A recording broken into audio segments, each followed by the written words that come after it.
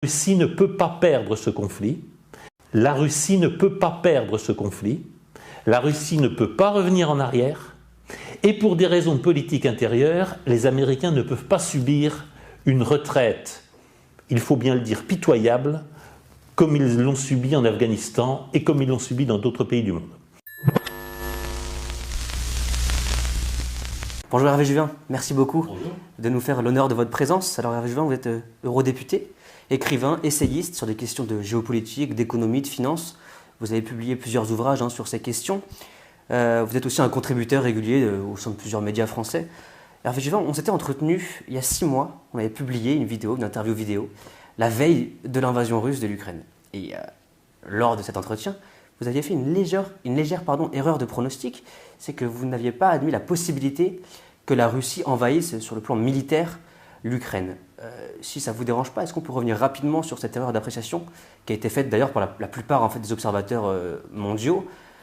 Honnêtement, 6 mois en arrière, avec le recul qu'on a aujourd'hui, est-ce que l'hypothèse d'une invasion russe de l'Ukraine était réellement une chose inenvisageable?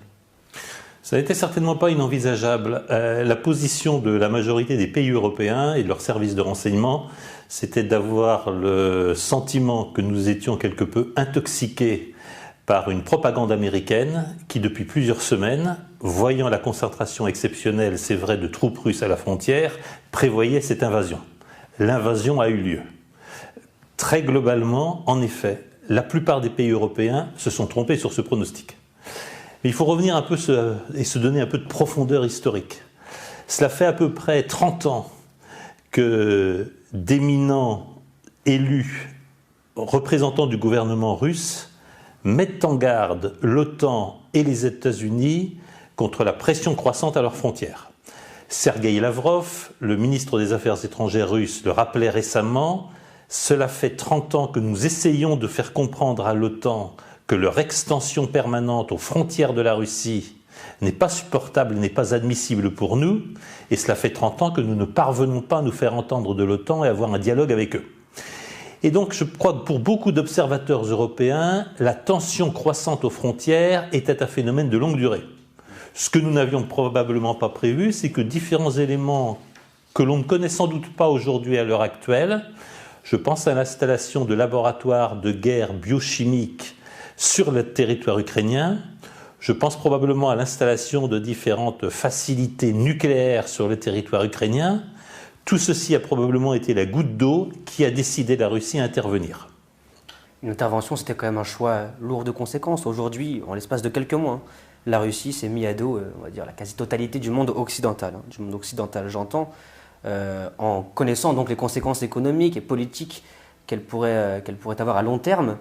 Pensez-vous que finalement, ce n'était pas quand même une forme d'erreur de la part de Vladimir Poutine de franchir le Rubicon et d'envoyer ses troupes en Ukraine? Alors ce que vous dites, c'est le narratif qui nous est asséné par la propagande américaine. Vladimir Poutine, le gouvernement russe, aurait commis une énorme erreur en sous-estimant d'abord la volonté nationale de résistance ukrainienne, dont il est vrai qu'elle a surpris.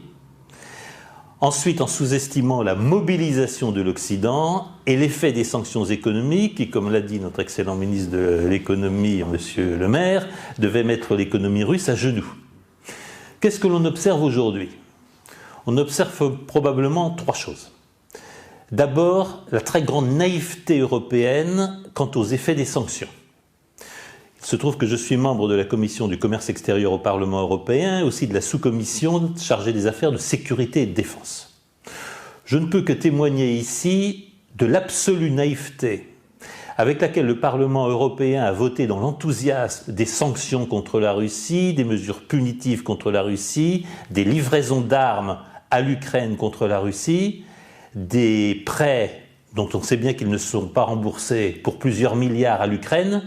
Tout cela dans une inconscience sidérante par rapport au retour de flamme.